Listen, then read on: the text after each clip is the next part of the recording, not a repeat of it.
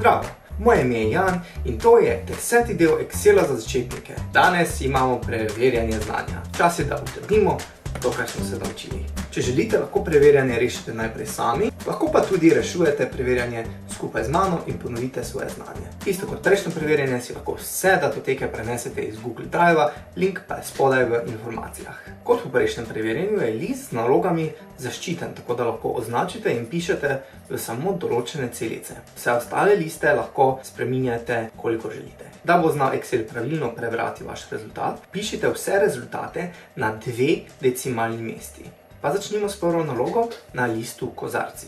Tabela s podatki, torej tale, predstavlja število kozarcev, ki smo jih naročili. Vsak mesec dobimo tudi nekaj zlomljenih. Februarja smo od 390 kozarcev dobili 7 zlomljenih. Koliko je to v odstotkih? Zanima nas na 2 decimalni mesti, pa se postavimo na list kozarci in bomo izračunali kar za celotno tabelo, koliko predstavlja teh zlomljenih od vseh. Popišimo znak za enako in delimo število zlomljenih z številom kozarcev. Spet se postavimo nazaj na celico in dvakrat kliknemo v desni spodnji kot, da z samo zapolnitvijo zapolnimo celice. Te celice zdaj še nimajo oblike procenta, zato gremo na zavihek osnovno in v skupini število kliknemo na gumb za procent. Rezultat mora biti točen na 2 decimalni mesti, ti rezultati pa so zaokroženi na celo število. Zato gremo spet v traku na zavihek osnovno, spet v skupini število in z gumbom povečaj število decimalnih mest, dvakrat povečamo število decimalnih mest. V februarju je bilo 7 zlomljenih kozarcev, to predstavlja 1,79% pošiljke. 1,79%. Katerega meseca smo imeli zlomljenih kozarcev 0,78%. Še dobro, da smo si izračunali za celotno tabelo, to je mesec junij. Z spustnim seznamom izberemo mesec junij. Izračunaj, koliko kozarcev smo naročili v celem letu in v odgovor zapiši, koliko je bilo zlomljenih v procentih. Postavimo se v celico C15 in za samodejno vsoto seštejemo število kozarcev. To lahko prenesemo na naslednji stolpec. Vseh zlomljenih je bilo 96. Izračun za procent pa lahko spet prenesemo z samozapolnjevanjem na spodnjo vrstico. Dobimo rezultat, da je bilo zlomljenih kozarcev za celotno leto 1,83%. 1,83. Na listu popust in ocena izračunamo končno ceno artikla, če je začetna cena brez popusta 462, popust pa znaša 8%. Popust znaša torej, smo rekli, 8%. Ceno s popustom pa bomo izračunali tako, da bomo najprej pogledali, koliko je ta popust v evrih, in bomo na to ta popust odšteli od cene brez popusta. Vzamemo 8% krat cena brez popusta. To je 36 evrov. Ceno s popustom pa bomo izračunali tako, da vzamemo ceno brez in odštejemo popust. Torej 425 in pa 4 cente. Izračunajmo popust v procentih, če je začetna cena 821, popust pa znaša 9,99 €. Popust znaša 9,99 evra. Cene s popustom dejansko ne rabimo izračunati, ker nas zanima samo delež, koliko predstavlja ta 9,99 proti 821. Ampak dajmo izračunati, da ponovimo. Torej cena brez popusta minus popust. Popust v procentih pa bomo izračunali tako, da bomo delili popust v evrih z ceno brez popusta. Dobimo rezultat 1,22. Poglejmo, če prav. 1,22. Še vedno smo na listu popust in ocena. Na testu smo od 78 točk dosegli 43. Meja za pozitivno je 55. Ali smo naredili izpit? Imamo 43 točk, dosežene procente pa bomo izračunali tako, da bomo delili dosežene z maksimalnimi. Dobili smo točno 55, pa poglejmo še na več decimalnih mest. Vidimo, da je dejansko več kot 55. Torej, v spustnem seznamu izberemo da. Gremo na list dobavitelji. Najprej do konca zapolnimo stolpec ID za dobavitelja, s katerim ID-jem se konča stolpec. Če označimo vse 3 in dvakrat kliknemo v desni spodnji rob, se bo ID zapolnil vse do konca stolpca B, kjer imamo končno število 92.900. 92.900. Do konca zapolni stolpec dobavitelj. Zapiši zaporedno številko dobavitelja, pri katerem smo plačali največ. Torej tukaj imamo zaporedno označene dobavitelj 1, 2, 3, 4 in tako dalje. Isto kot prej bomo označili vse 3, se postavili v desni spodnji kot in z dvoklikom do konca stolpca označili vse.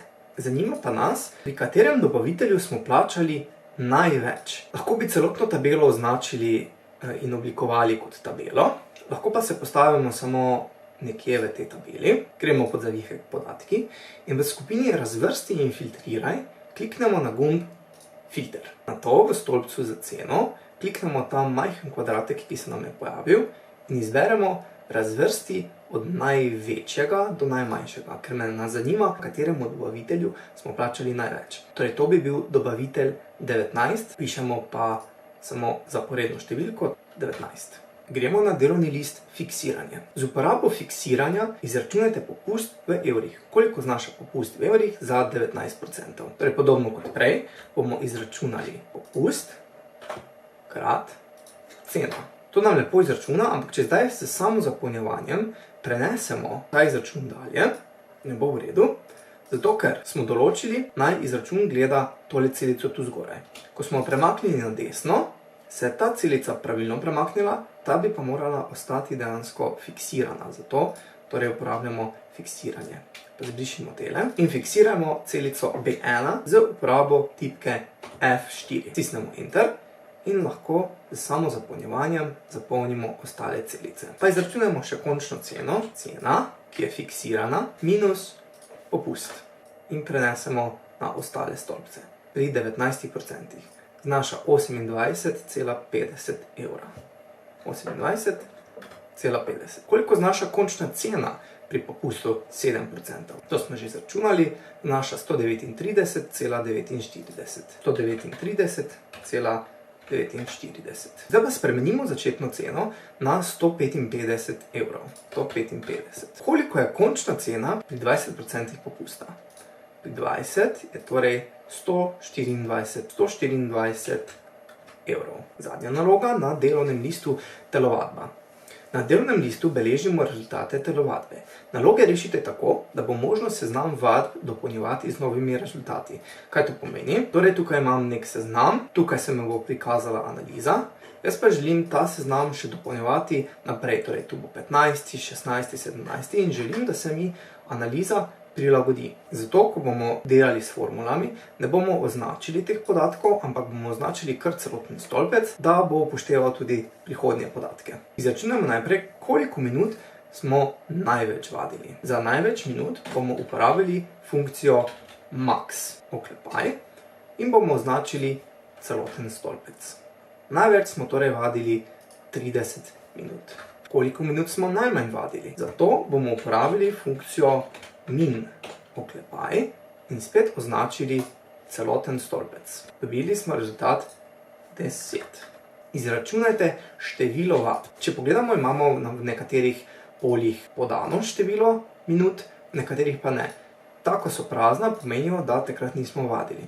Torej želim prešteti, v kolikih celicah se nahaja številka. Zato bomo uporabili funkcijo count oklepaj in ker bomo seznam dopolnjevali, bomo označili celoten stolpec. Vadili smo torej 29 krat.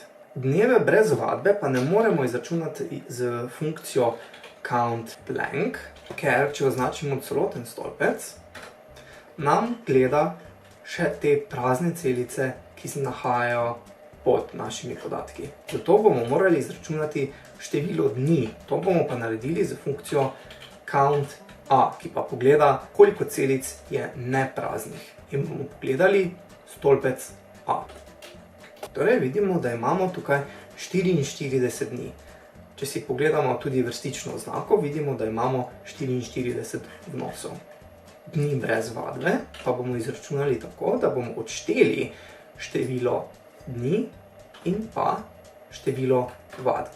Brez vadbe smo bili torej 15 dni. Število vadb je torej 29. Naslednja naloga pa nam pravi, da na koncu seznama dodamo še en dan vadbe, torej 15.5.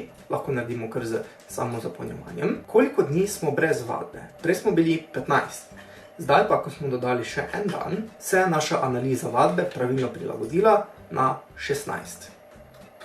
In zadnje vprašanje. Na konec dolgega seznama se hitro pomaknemo s kombinacijo katerih tipk. Pravilni odgovor je možnost 3. 100%! To je bilo za danes vse, upam, da vam je preverjanje šlo. Delite svoje rezultate v komentarjih pod tem videom. Če vam je pa bil video všeč, pa ga definitivno lajkajte in delite svojim prijateljem. Zdaj zagotovo znate več kot oni. Naslednjič pa si bomo pogledali funkcijo round. Če še niste naročeni na kanal, bi to bil super čas, da to storite. Lajkajte pa tudi mojo Facebook stran Office tečaji.